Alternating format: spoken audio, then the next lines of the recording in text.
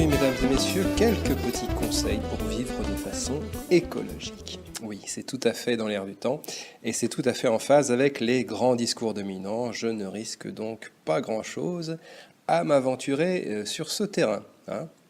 Oui, ça repose un petit peu. L'écologie, ça peut se voir comme l'art peut-être de vivre en bonne intelligence avec son milieu, dans un équilibre à la fois dynamique, évolutif, mais qui présente aussi quelques signes de stabilité. C'est une bonne façon, l'écologie, ou la recherche d'une bonne façon de s'inscrire dans son milieu, et le milieu au sens large, que ce soit le milieu physique, de l'environnement biologique, ou le milieu social et le milieu culturel.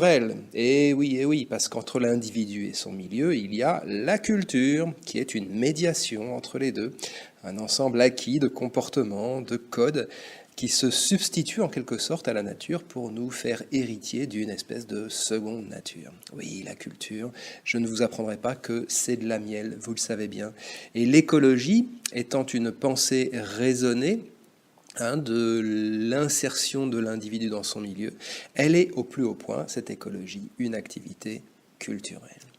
Alors, allons-y pour cette liste non exhaustive de conseils pratiques. Oui, ça changera un petit peu des discours théoriques. Alors, faut bien manger, Henri. Bah oui, tout ce qui entre dans le corps, ça y passe un temps plus ou moins long. Et quand c'est pas bon, eh ben c'est pas bon. Quand tu fais tes courses au supermarché, et que tu remplis ton caddie sans trop vraiment savoir ce que tu fais là, en achetant des produits bourrés d'additifs dont aucune étude sérieuse ne peut évaluer et encore moins prévoir les effets sur le long terme, eh ben tu t'empoisonnes à petit feu, bonhomme. Eh oui, c'est ça. C'est pas bon ça. C'est poison. C'est poison. Et qui te rend désirable toutes ces merdes que tu fourres consciencieusement dans ton frigo? Il va de soi que c'est l'industrie agroalimentaire qui, non contente de fabriquer ces aliments douteux ou nocifs, possède la puissance financière qu'il faut pour en assurer la publicité, la distribution, qui paye pour des évaluations sanitaires qui concluent à l'innocuité et qui paye pour diffuser ces résultats instrumentalisés à la grande presse, qui organisera des débats pour se demander si, oui ou non, est-ce que vous croyez que, on ne sait pas encore, dans l'état actuel des recherches, on se demande, mais d'autres recherches vont suivre, et puis, stop. Il faut arrêter. C'est pas seulement toi, mais c'est aussi ton petit Gaston, là. Il faut qu'il mange sainement, lui. L'écologie, c'est aussi de l'écologie mentale. Mais coupe cette télé qui te pollue l'esprit chaque jour que Dieu fait et qui se demande ingénument si Monsanto consort seraient des entreprises à la moralité irréprochable sans que ça débouche jamais sur aucune action sérieuse et que pendant tout ce temps, des millions, des milliards de gens comme toi, des milliards de zombies continuent à remplir leur caddie et s'empoisonnent à petit feu en bouffant leurs chips sur leur canapé devant leur téloche. Mais faites donc tous un grand holocauste de téléviseurs. Retrouvez-vous quelque part sur une place publique, une grande place publique, la place de la République par exemple, et invitez les journalistes pour immoler collectivement dans un grand feu régénérateur ces outils de contrôle mental et d'ingénierie collective. Ça va te sauver du temps, rit-on, de plus mater la téloche. Tu pourras parler un peu plus avec ce boubinette, ta chère et tendre, et vous pourrez même en inviter d'autres, des amis, avec lesquels vous échangerez, vous discuterez sur la meilleure façon de s'alimenter, sur le fait de savoir si oui ou non 11 vaccins obligatoires ne sont en rien liés à l'exigence de profit financier immédiat. Eh oui, parlez-en, tournez-vous les uns vers les autres. Il n'est rien que ces gens-là redoutent tant que votre parole collective. Elle est imprévisible pour eux et elle est non conforme par nature, par essence.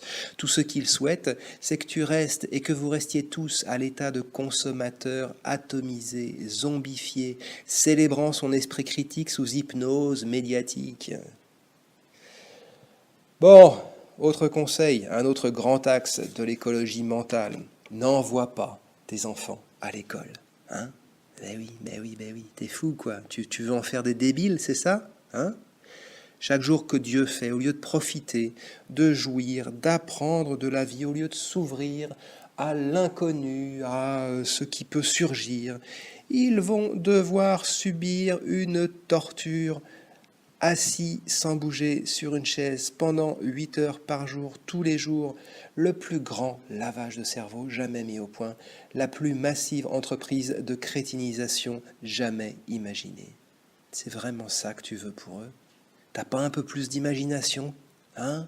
T'as pas pensé à rien d'autre, à rien d'alternatif? Ça t'a pas traversé l'esprit? C'est pas un sujet digne de ta réflexion? Non. Demande un petit peu, questionne, enquête, arrête-toi sur le bord de l'autoroute et franchis la barrière. Ben oui, je sais, on t'a pas dit d'aller là-bas, mais pourquoi? Ça veut pas dire que t'as pas le droit d'y aller. Ça veut pas dire qu'il n'y a pas des choses intéressantes. Hein? Tourne-toi vers les autres, informe-toi, maîtrise aussi la provenance de ton information. Parle-lui à ta zboubinette, mon grand. Elle a peut-être des idées, elle. En tout cas, elle a des copines, qu'ont des copines. Des idées, hein? Allez, j'ai pas besoin de te mettre en garde contre les réseaux sociaux, hein? Bon, ça va. À utiliser vraiment si tu as envie de donner toutes les informations personnelles à des entités obscures qui auront ensuite toute latitude légale ou illégale d'ailleurs pour en disposer comme bon leur semblera, en fonction d'intérêts qui n'ont bien évidemment rien à voir avec les tiens, hein? Bah oui, non mais ça, évidemment, ça c'est si tu veux utiliser les rayons. Hein, si tu as l'impression d'être trop seul et que tu vis une solitude intolérable et que tu essayes de combler ça par les réseaux sociaux, tu as tout compris, bonhomme. Hein, continue comme ça. Bon, c'est d'ailleurs valable pour l'ensemble de l'Internet. Mais qu'est-ce que tu branles pendant... Excuse-moi, qu'est-ce que tu fous, hein, mais il faut pas être mal poli. Mais qu'est-ce que tu fais, enfin, pendant ces heures et ces heures que tu passes sur ton ordi ou sur ton portable? Tu regardes quelque chose ou t'es regardé, hein? Est-ce que tu as la moindre connaissance, je te pose cette question en toute conscience, est-ce que tu as la moindre connaissance, un tout petit peu précise, de ce qu'il y a derrière l'écran, de comment ça fonctionne tout ça derrière l'écran, hein? Ça mériterait pas une petite mise à niveau, ça? Un petit truc, un petit complément d'information, voire des petits cours, hein? Et tes loupiaux, tu crois pas qu'ils devraient en savoir un peu plus sur ce chapitre? Tu crois vraiment que c'est l'école qui va le leur apprendre? Ah, mais bien sûr. C'est pas non plus l'école, hein, rassure-toi, qui va leur apprendre que l'argent qui circule dans tes poches, c'est de la fausse monnaie. Non, hein, dont le cours est manipulé par ceux qui s'approprient les fruits de ton travail. Alors, je te dirai un truc, mon vieux, sors, rencontre des gens, parle-leur, parlez-vous, organisez-vous, agissez, regardez-vous, vous allez vous découvrir en plus. Vous allez voir qu'on peut vivre sans les médias, hein, et qu'on peut vivre en société. Tu vas pas te laisser mourir à petit feu, tu vas pas te laisser crever d'ennui et de bêtises en gargouillant comme un décérébré que tu as vraiment de la chance d'être là où t'es. Enfin non, c'est quand même ridicule. Tu crois pas que tu mérites un peu mieux que ça, hein? Mais je te le dis, moi, tu mérites mieux que ça.